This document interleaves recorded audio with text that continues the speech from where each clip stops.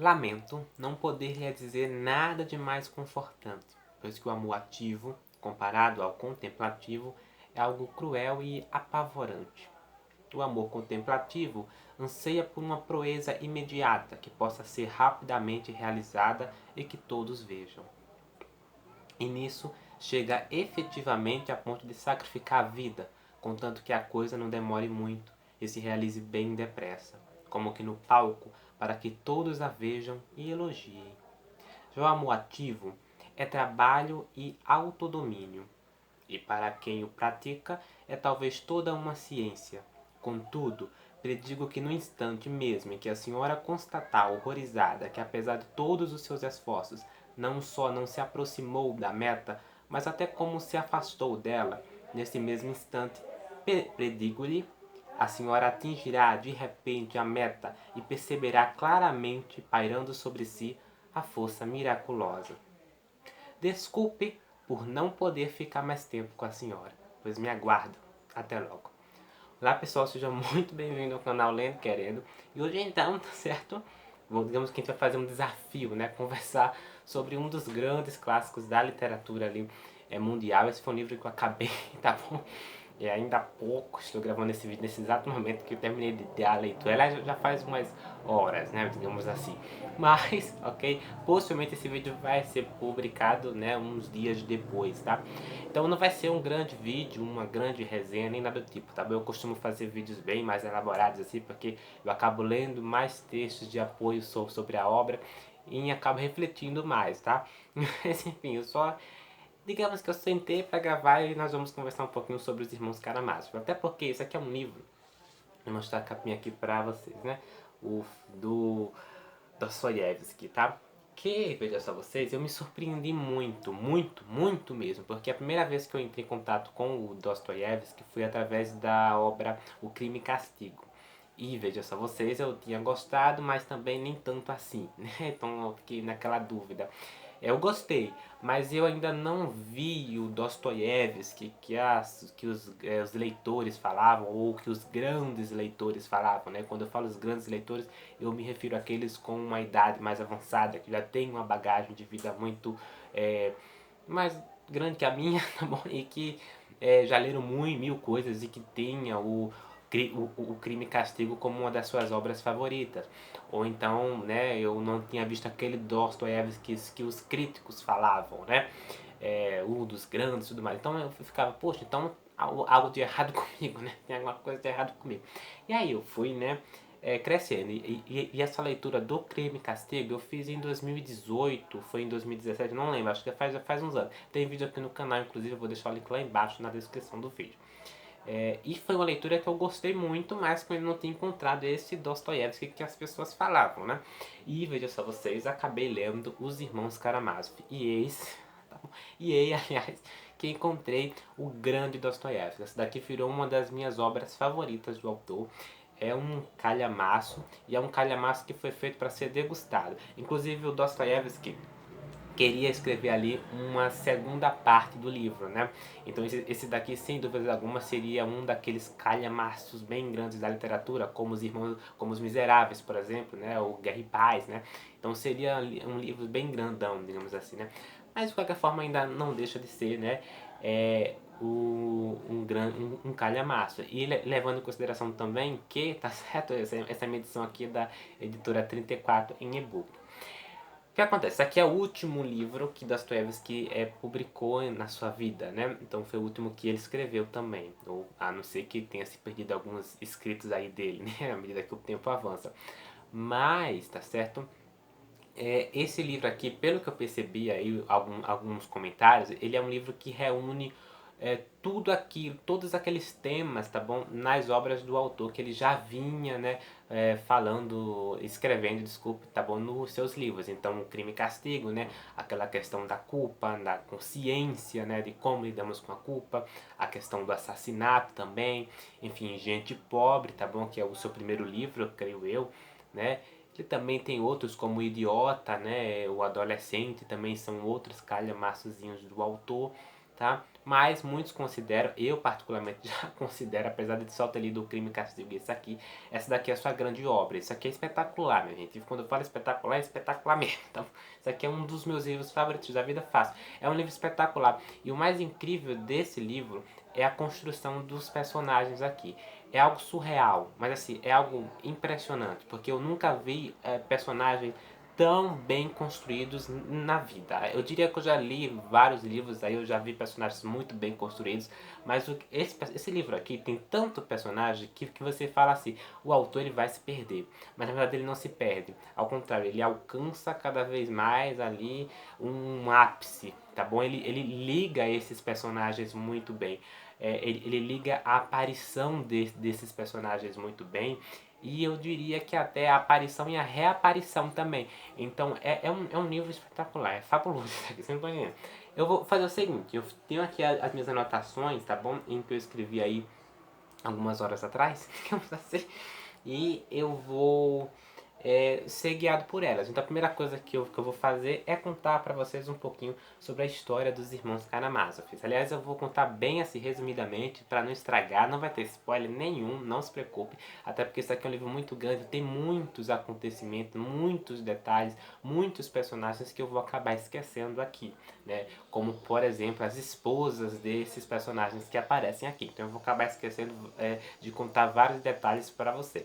Então se você quer uma resenha, algo aprofundado, eu não recomendo assistir esse vídeo. Mas se você for um leitor que acabou de terminar a leitura, ou que vai começar a ler Dostoiévski ou esse livro, esse vídeo é perfeito para você, porque já dá um gás ali, né? Já dá uma brecha para vocês pregarem o livro, já começarem e irem até o fim, tá bom? Esse é um vídeo para esse tipo de leitor, pro leitor que vai começar a ler os Irmãos Karamazov, ou que já leram e quer saber a minha opinião, assim, ou que querem saber mais um pouquinho, algum detalhezinho, tá?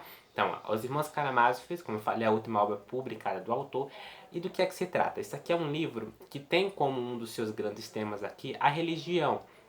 E tem um dos seus grandes temas a culpa. Então aqui nós iremos conhecer vários personagens, mas o foco aqui é em 4 personagens, tá bom? Pelo que eu me lembro aqui, eu rezo para que eu não tenha esquecido nenhum.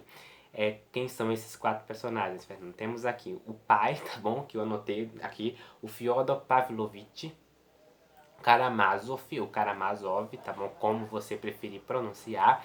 E teremos também esses 3 filhos desse personagem. Então, esse personagem, esse Fyodor Pavlovich, que é o pai aqui na história, ele não é tão bem aclamado ali pela sociedade não. O povo não gosta muito dele.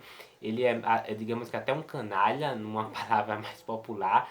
Então ele se aproveita muito ali das mulheres, inclusive ele vai se casar, a sua primeira mulher ali, ela vai acabar morrendo, ela vai acabar falecendo, mas antes de morrer ela vai deixar ali um filho para ele. Esse primeiro filho dele se chama ali Dmitry Karamazov, tá bom? E esse Dmitry Karamazov, tá certo? É um filho que ele não vai estar nem aí pra ele. Então assim, o menino vai crescendo ali, tá certo? E lembrando que ele não dá a parte da herança, né, da mãe a ele. Então esse Dmitry acaba guardando um certo rancor do pai. E esse rancor ele vai aumentando à medida que ele vai crescendo. Então, por exemplo, o Dmitry Karamazov é um personagem, que vai aparecer aqui na história, mas ele também vai sumir por um tempo, né? Porque vai vir um criado e vai acabar criando ele, tá bom? O criado é amigo da sua mãe e tudo mais. É porque o pai não tá nem aí pra ele. Inclusive a própria narrativa aqui a gente percebe que o Pavlovich, tá bom? Eu acho que eu tô pronunciando certo, que é esse pai, ele meio que deixa o filho jogado de lado. Então há até uma pergunta aqui, cadê seu filho? Ele diz, eu tenho um filho? Eu não sei. Então assim, esse é o tipo de pai aqui na história. Então a gente percebe logo de cara que o pai, o Pavlovich, é um personagem detestável. E isso é bem claro e bem evidente aqui na história. Apesar das suas facetas ali complexas e tudo mais, ele é detestável. Então é isso. Então ele vai se casar novamente com outra mulher e ele vai ter outros 2 filhos com essa mulher. Então ele vai ter ali o Ivan Fyodorovich Karamazov. E ele vai ter também o Alyosha, que é o apelido, mas o nome mesmo dele é Alexei Fyodorovich também. Perceba que tudo tem o Fyodorovich e tem o Karamazov, ou Karamazov, como preferir chamar. Então, nesse casamento com essa mulher, ele vai ter esses 2 filhos, tá bom? Eu prefiro chamar de Ivan e Alyosha, porque eu prefiro 1000 vezes Alyosha a, sei lá, Alexei. certo? Então ele vai casar ali, essa mulher também vai falecer, vai deixar uma herança para ele também. E ele não vai dividir a parte dessa herança com os seus filhos. Ele não tá nem aí para essas crianças. À medida que elas crescem, tá bom? Elas vão ocupando funções aqui na sociedade. Deixa eu ligar aqui para não desligar. Então assim, por exemplo, o Ivan, ele vai se tornar um intelectual, ele gosta muito de ler, e é um personagem que tem uma certa contradição também. Daqui a pouco a gente fala sobre essa contradição que envolve ali o tema religioso. E aí, o próprio Alyosha, tá certo? É um personagem que vai ser aqui. Ele vai estudar para ser monge, ele vai entrar numa instituição ali da sua cidade que tem outros monges. Eu acho que aqui é monge, tá? Mas de qualquer forma ele vai se tornar uma pessoa religiosa. Então ele acredita muito em Deus, apesar de eu notar uma certa contradição aqui também acerca desse personagem. Mas enfim. Ele é um personagem que vai. Ele é o personagem mais puro aqui na história. E o próprio Dostoiévski gostava muito desse personagem. Por exemplo, aqui logo no início, nessa introdução aqui da editora 34, o autor Dostoiévski vai falar o seguinte sobre esse personagem, Alexei Fyodorovich Karamazov, ou Alyosha, tá? Ó, ao iniciar a biografia do meu herói, Alexei Fyodorovich Karamazov, acho-me tomado de certa perplexidade. Eila, embora chame Alexei Fyodorovich de meu herói, eu mesmo, porém, sei todavia que ele nada tem de grande, por isso prevejo perguntas inevitáveis, como essas, em que seu Alexei Fyodorovich é digno de nota, por que o escolheu como seu herói, o que lhe deu esse destaque, a quem chega a sua fama e por quê. Porque eu, leitor, devo perder tempo estudando episódios da sua vida. Então aqui logo na introdução a gente vai ficar sabendo, por exemplo, que Alexei é o grande, entre aspas, herói da narrativa. O foco da narrativa é ele. E a gente vai percebendo também isso, alguns elementos aqui na história acabam enfatizando, destacando isso. Então o Alexei, ou Alyosha, tá certo? É um personagem puro, é um personagem mais calmo, é um personagem intelectual também, gosta muito de fazer perguntas e de respondê-las. E procura uma certa estabilização da sua família de uma certa forma. Porque à medida que esses personagens crescem, né? Eu tô falando dos filhos do Pavlovich, né? E aí eu tô falando do Alyosha, certo? Do Ivan e do Dmitri.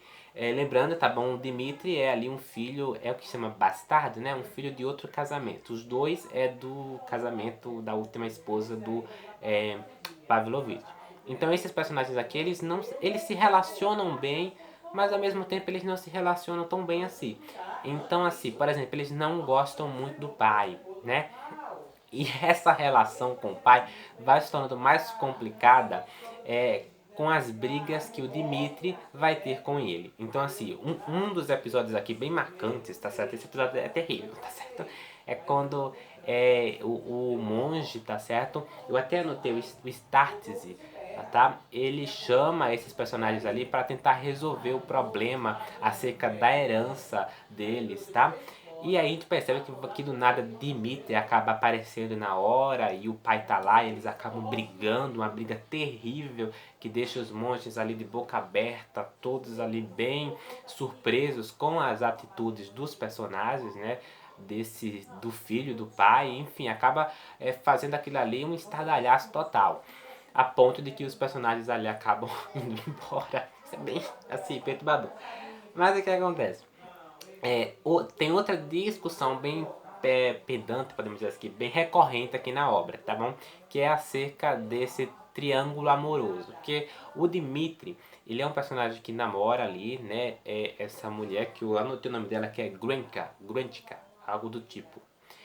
Só que o seu pai também está apaixonado por ela. Então, ele está apaixonado por ela, prestes a noivar com ela, mas ele está com uma dificuldade financeira muito grande de mantê-la ou de pagar esse casamento. Então, assim, ele precisa de uma quantia de dinheiro ali muito grande, né, para conseguir casar com essa mulher. Só que o que acontece? O seu pai, né, o Pavlovich, tem esse dinheiro, né, tem muito esse dinheiro.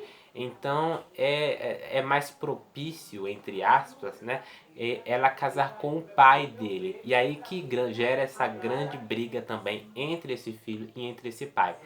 E até o ponto de que esse personagem, até o ponto do próprio Dmitri aqui na história, falar para todo mundo da cidade que vai matar o seu pai, que vai matar o Pavlovich.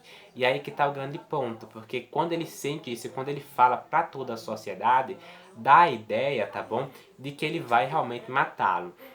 Isso vai ser recorrente aqui. Então ele vai falar para os irmãos, ele vai falar num baile, todo bêbado, com raiva, tá pensando como é que ele vai conseguir esse dinheiro. E levando em consideração também que ele tem aquela brecha ali de raiva do pai porque ele não entregou a parte da herança dele. Tá bom? A mãe morreu, ele não entregou a parte da herança dele. Então ele tem essa raiva, esse rancor ali. Então ele matando o pai, ele ia roubar o dinheiro, ele sabe onde está o dinheiro do pai, entre aspas, né?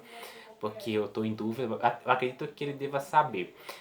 Por um outro personagem aqui na história também, que é o Smidiarkov. Smidiarkov é um personagem que acaba ficando ali, crescendo nas casas do Karamazov, né, desse pai, e ele vai ser considerado ali um filho para ele, né, um filho não de sangue, mas ainda assim um filho muito querido ali para eles, tá bom?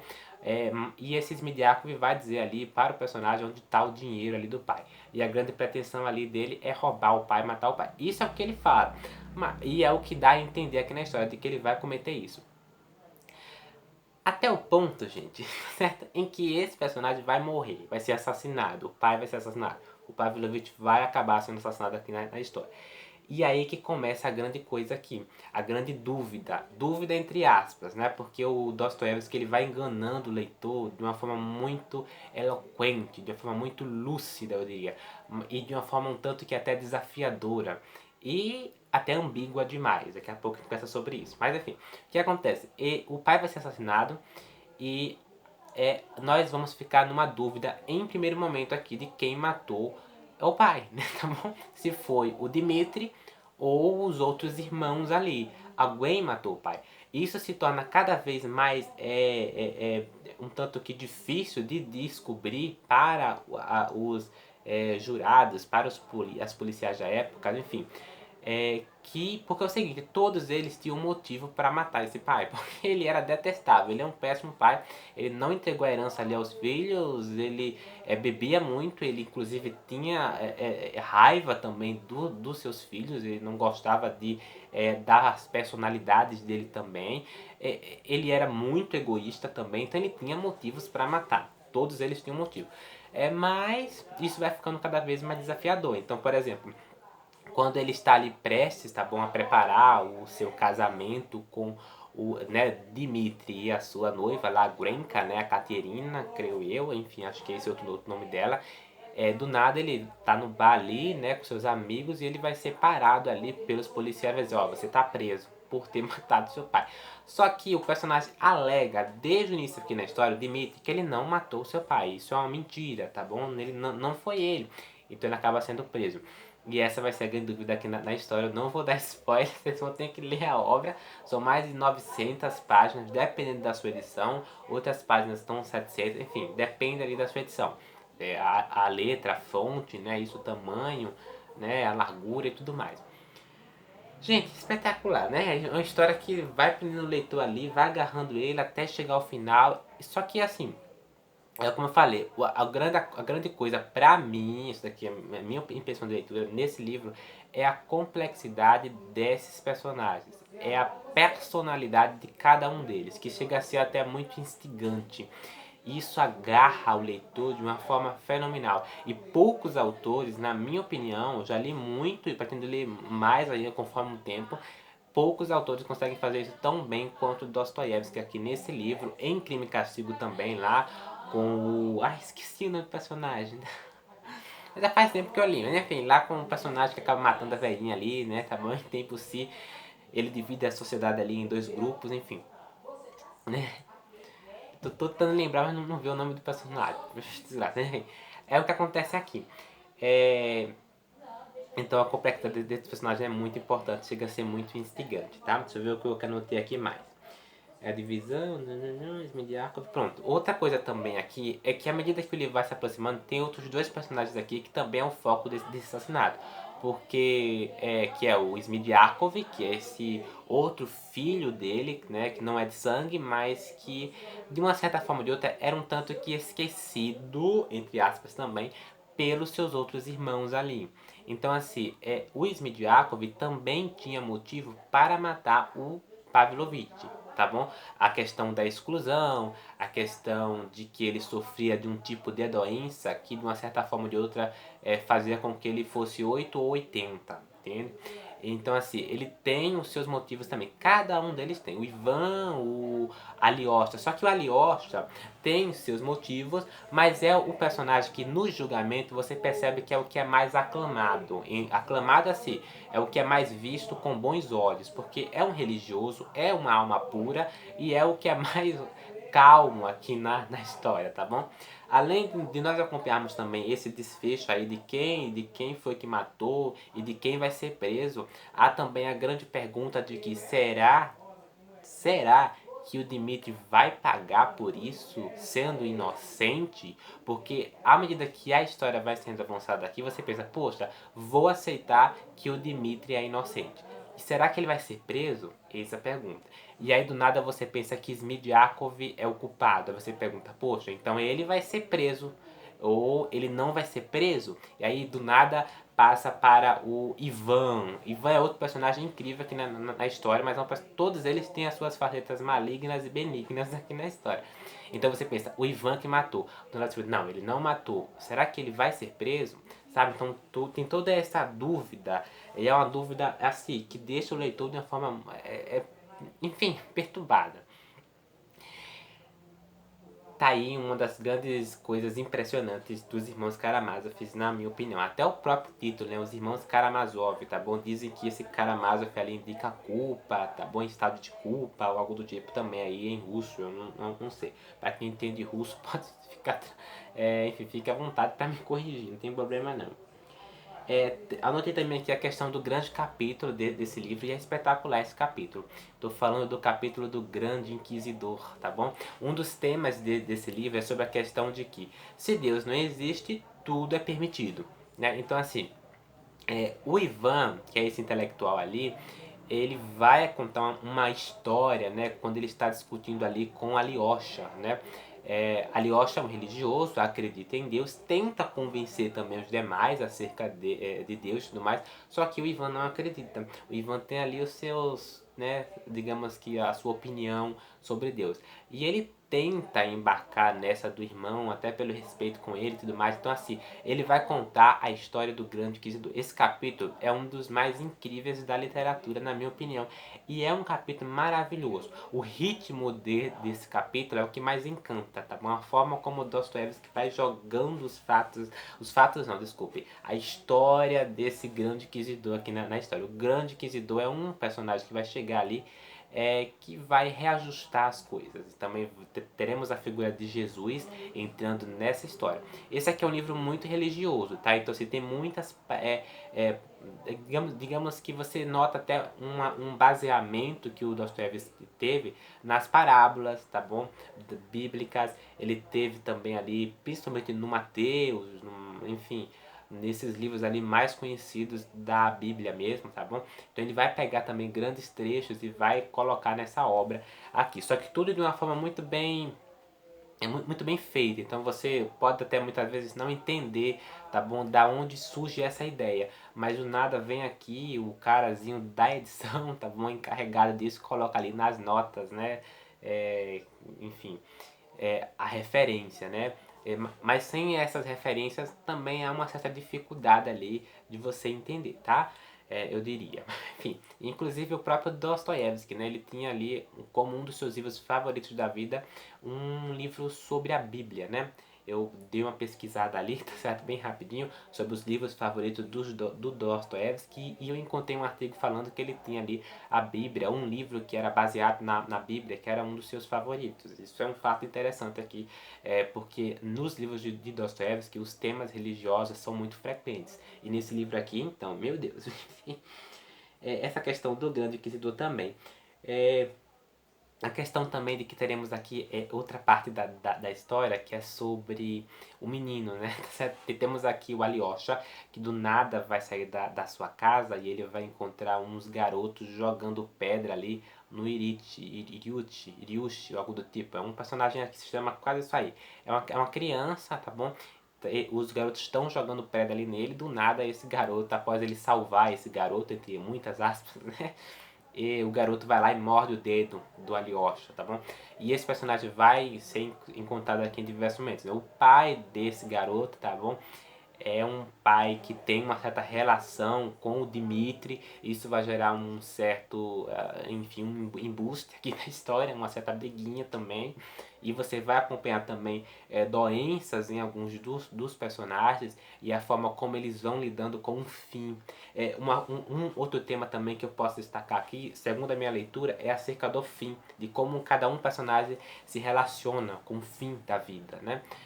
Também algo frequente. Principalmente tem um personagem que vai sofrer de uma doença aqui, que vai ter o seu grande amigo ali como um cachorro, né? É uma coisa muito linda e ao mesmo tempo nem tão linda assim quando a gente para pensar de que nem tudo aqui na história vai ter um final incrível, tá? É, enfim, temos aqui de tudo. Personagens perturbadores, personagens incríveis, tá bom? Eu particularmente gostei muito do Alyosha, acho ele um personagem tanto e maravilhoso. Outra coisa também, tá? Esse aqui é um livro que o próprio Dostoiévski já deixa algumas coisinhas, bem coisinhas ligadas ali, na própria história. Então assim, ó, deixa eu ver se eu acho aqui o trecho que eu queria ler para vocês acerca do próprio Fyodor Pavlovich. Deixa eu encontrar aqui. O que acontece? Ele deixa algumas brechinhas, tá? De quem são esses personagens, mas no final das contas ele dá alguns detalhes que podem e acabam acrescentando na leitura do leitor. Na leitura do leitor, incrível, né? Então assim, coisinhas que é muito importante vocês se ligarem. Como eu falei, a construção desses personagens. Então, quem são esses personagens? Que funções eles exercem aqui na narrativa. Uma coisa também fabulosa que o Dostoiévski faz nesse livro, segundo, né, eu aqui, tá? É a coisa de ele estar levando o leitor para um ponto da história que você pensa que vai acontecer algo uau, vai acontecer algo novo aqui, sabe? Vai descobrir algo novo. Mas na verdade, tá certo? Você vê aqui que a narrativa do Dostoiévski não é uma Agatha Christie.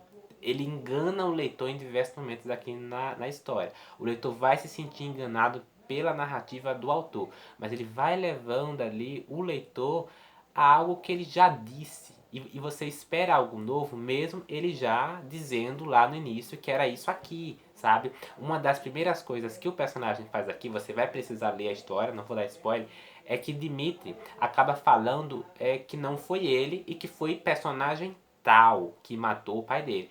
E você fica, poxa, mas será que isso é verdade? E aí você pensa, não, não é verdade. Alguma coisa nova vai acontecer aqui na história, né?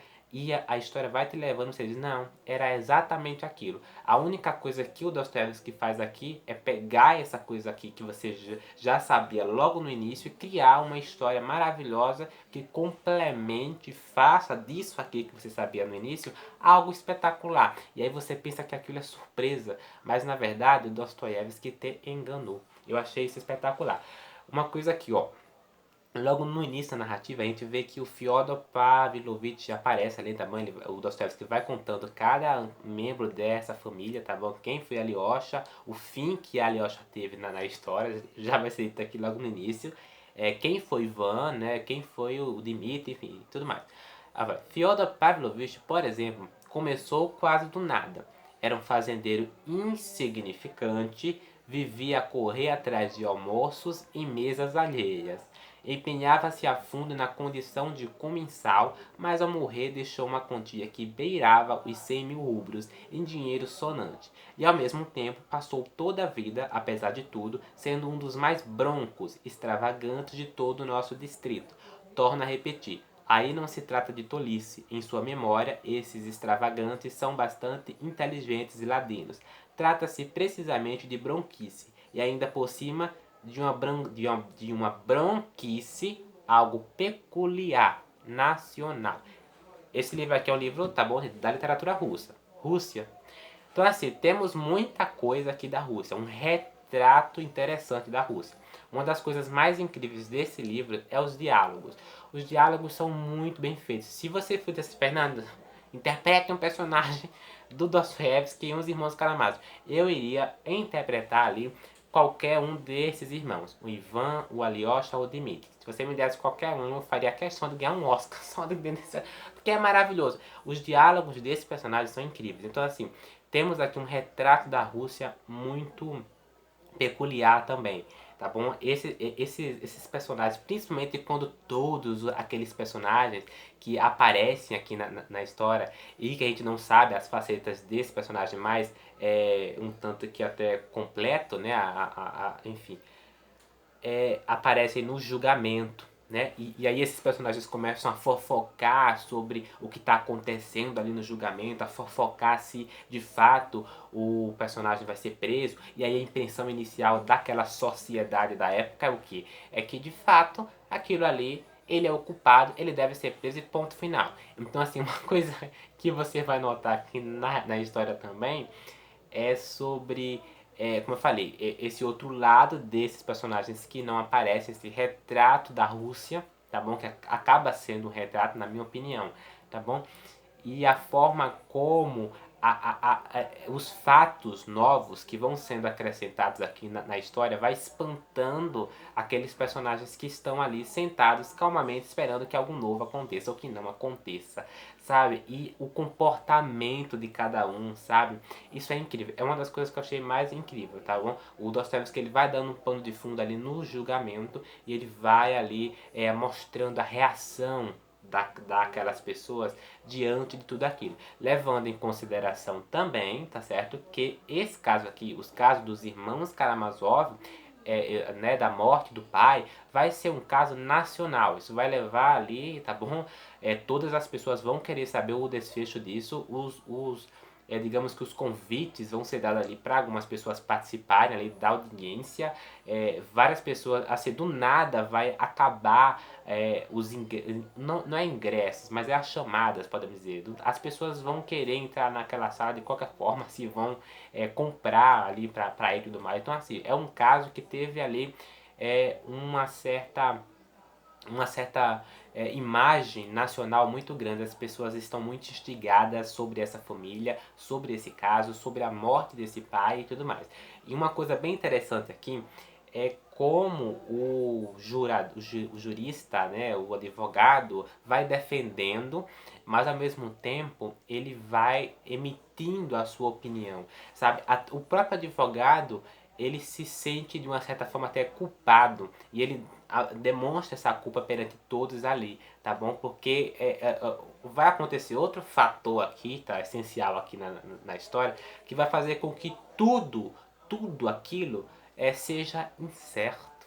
E a incerteza que o leitor vai tendo aqui na história vai caminhando com ele de uma forma que mexe no seu estômago mesmo. Então quando chega no final, esse é um dos finais que me fez derramar assim, ó, lágrimas aqui. Eu juro pra você, eu tava com os olhos cheios de lágrimas, querendo chorar, porque é emocionante, tá bom? Envolve ali a Alyosha, o final desse livro.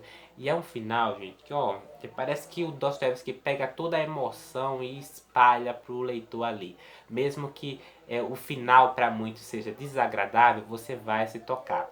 Mesmo que para alguns leitores o final desse livro seja agradável, você ainda vai se tocar. Vai ficar muito emocionado. É maravilhoso, tá bom? Isso é o que eu posso falar da história. Não dê spoiler, não se preocupe. E eu anotei aqui algumas coisas para nós finalizarmos, tá bom? Esse vídeo. A questão, né, da retrato da Rússia, a dúvida em como deixamos nos levar acerca dessa dúvida, né, em como os personagens deixam se levar em torno dessa dúvida. Outro assunto aqui também recorrente é o suicídio. Mas ouça muito bem, a culpa e o suicídio, a religião e o suicídio, a religião e a culpa. Só que o suicídio aqui, o tema suicídio vai ser abordado de uma forma interessante, só que ele não vai ser abordado claramente. O Dostoiévski, ele vai lá, passa a mãozinha e vai mostrar a situação e vai dizer, agora você vai ter que pensar sobre isso aqui, sabe? E, enfim, é espetacular. A questão da psicanálise. Eu fui dar uma olhadinha ali, tá bom? Algumas horas atrás ali, sobre o próprio Freud, né? O Freud tinha essa obra aqui, Os Irmãos Karamazov, como um dos seus livros favoritos da vida. Ele amava Os Irmãos Karamazov, tá? Esse aqui, segundo Freud, é um dos 3 grandes livros da vida, né? Dentre ali o Hamlet, né? Hamlet também é um dos meus livros favoritos da vida, Hamlet do Shakespeare, tá, gente? Lá no Hamlet você tem também essa questão, né, do tema do suicídio e tudo mais, tá muito recorrente, inclusive, tá bom? Muito antes, tá? Dos Irmãos Karamazov, né? Então o Freud amava esse livro aqui. E uma coisa interessante, uma coisa que eu acabei descobrindo e que eu acabei refletindo também, é em como a literatura e a psicanálise, ela andam juntas. A complexidade de cada um dos personagens dos irmãos Karamazov, enfim, acabou ajudando muito a psicanálise, acabou ajudando muito Freud, ele vai deixar isso muito bem claro, inclusive. Inclusive, ele até diz aquela frase, né, de que não pode haver psicanálise sem literatura ou algo do tipo. Ele fala isso em um dos seus livros, pelo que eu encontrei aí na internet da vida, tá? Não sei se isso é verdade, talvez o site TT me engane ali fácil. Fake news, né, ou algo do tipo. Enfim, então assim, eu fiquei pensando isso e literalmente, tá bom? Esses personagens eles são muito complexos. Eu até anotei aqui pra falar isso no vídeo, né? A construção dos personagens, a psicanálise em Os Irmãos Karamazov e a contribuição que a literatura, que os Irmãos Karamazov, que os personagens de Dostoiévski, né? Teve na vida do Freud, tá bom? Ele amava Dostoiévski, ele amava os Irmãos Karamazov e as facetas de cada um desses personagens é sempre algo a você ficar realmente pensando, tá? Pensando sobre as atitudes aqui de cada um deles, a consequência que essa atitude tem, sabe? É meio que até um efeito borboleta nas reações dos outros personagens também. É algo instigante também. Algo que eu consegui me lembrar, tá bom? Tá até aqui. O Morro dos Ventos Vivantes, tá bom? Nessa minha edição um tanto velhinha e ultrapassada, mas eu gosto, tá bom? Eu reli esse livro aqui ano passado, eu não fiz um vídeo de releitura, né? Vou reler de novo, mas eu reli nessa edição e na edição da Zaha. E um dos livros que, assim, tá bom? Dentre os personagens complexos da literatura, um dos que eu mais gosto é Os Irmãos Karamazov, dos personagens complexos, e o Morro dos Ventos Vivantes, tá? O Morro dos Ventos Vivantes também tem essa coisa, né, de você ficar ali pensando sobre o Heathcliff, a Caterina e na relação desses dois, na impressão que isso dá no leitor. E de como um livro desse, que foi um livro que assim, destoou de todos os romances da época, né, causou repúdio e causou uma certa instigação até no Freud, né? Freud amava esse livro aqui, tá gente? Esse livro voltou à tona no século XX e disparou assim como um dos melhores livros da literatura, né? Isso aqui é considerado como o clima desse livro aqui é quase uma coisa gótica, né? Então isso a própria Emily Brontë, né, inovou a forma de se fazer romance de uma certa forma, tá? Então eu gosto muito do Morro dos Diamantes, é um dos meus livros favoritos da vida. Acho que eu já li esse livro aqui 3 vezes, tá bom? As 2 vezes ali não fiz vídeo de releitura pra vocês. Lotado de anotações, não sei se vai dar pra ver porque tô com fé. Então vai aparecer branco, tá? A dica que eu dou, tá bom, pra quem nunca leu Os Irmãos Karamazov, é que você possa ali ler a Bíblia antes de ler esse livro, que vai acrescentar muito na sua vida como leitor. Mas ao mesmo tempo, se você for, Fernando, eu vou ler de novo uma segunda vez, como é o meu caso. Eu quero poder reler esse livro depois de ler a Bíblia por inteiro, sabe? Pra conseguir degustar mais acerca desse livro, porque tem muita religião aqui, sabe? Tem muito tema de religião aqui nesse livro, sabe? Enfim, a questão dos ideais de cada um desses personagens também vão ser apresentados aqui e através desses ideais você vai poder esboçar, né, um retrato desses personagens, né? A contradição, né, que eu falei logo lá no início tem a ver com cada um desses. Por exemplo, lá no capítulo do Grande Inquisidor, a impressão que eu tive foi que os personagens eles se contradizem muito. E a resposta, que é o que o leitor espera em diversos momentos aqui na narrativa, ela não vai ser dada, ela vai ser maquiada. E essa resposta convém com as experiências do leitor, convém com o seu meio espiritual, né? O Alyosha, ele é um ser espiritual, um ser puro aqui na história, né? O outro personagem aqui, Ivan, que os dois mantêm esse diálogo, é um intelectual que, tá bom, tudo indica que não acredita em Deus, mas que tenta se aproximar do seu irmão de alguma forma, né? E uma coisa interessante é a aparição de Alyosha nesse livro. Você vê que ao mesmo tempo que ele tenta juntar a família, resolver os problemas, em alguns casos aqui, ele também afasta a família. Ele também, enfim, tem um momento aqui que você nota que pode ser falsidade, pode ser mentira. Outra contradição aqui, que é quando o pai chega e fala bem assim, Alyosha, oh, você é um dos meus filhos preferidos. Dentre os meus filhos, você é o mais preferido, né? E você nota também a própria aproximação que o pai vai tendo ali na vida do Alyosha também, sobre essa questão do lado religioso e tudo mais, porque ele é o que ele é o que mais se destoa dos personagens, é o que é mais agradável aqui, na minha opinião. Ali, ele não é um herói, sabe? Mas ele é um personagem que tem uma função interessante na história que deve ser degustada, tá bom? Deve ser ali, enfim, tentar abrir, esmiuçar, né, esse lado complexo da contradição de cada um desses personagens.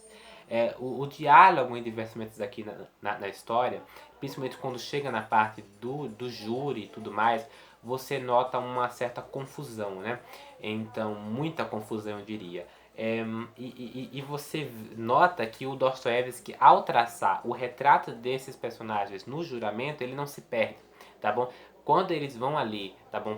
O Ivan, o Alyosha, né, e o Dmitri prestar o juramento ali no tribunal diante das pessoas, ele não se perde na faceta desses personagens. Ao contrário, ele vai lá, pega aquele e fala assim, ó, eu vou aumentar o drama de uma certa forma, mas eu vou fazer ele mais instigante para o leitor. Então, assim, uma coisa interessante é que Alyosha, por ter esse lado religioso, as pessoas admiram ele, as pessoas gostam dele, as pessoas não enxergam maldade nele e ele vai lá e vai defender o seu irmão. Inclusive, uma das primeiras perguntas que o próprio Dmitri pergunta ali, né, a Alyosha, se ele acha que ele é culpado. Numa conversa ali entre os dois, eles estão ali no tribunal, né, tudo mais, e a Alyosha chega para ele e fala, pô, não é Alyosha não, o Dmitri agarra ele do nada e depois de eles conversarem fala, você acha realmente que eu sou culpado?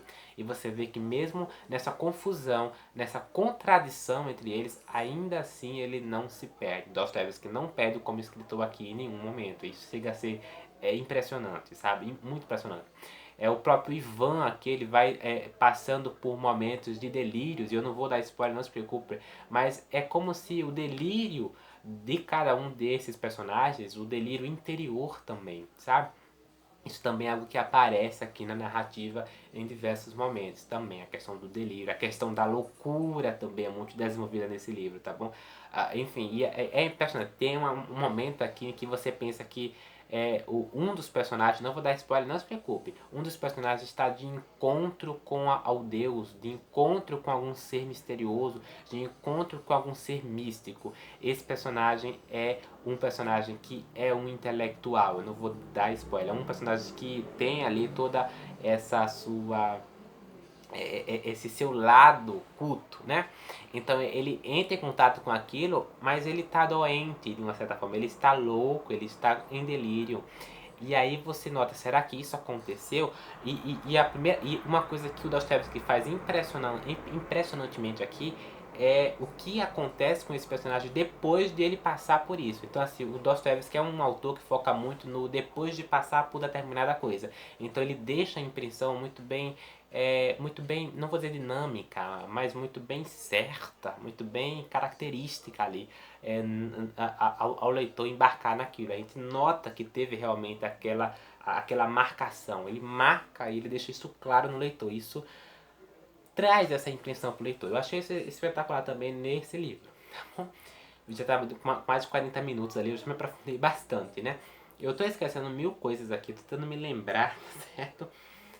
Tem assim, outras coisas aqui com certeza, mas é isso, tá?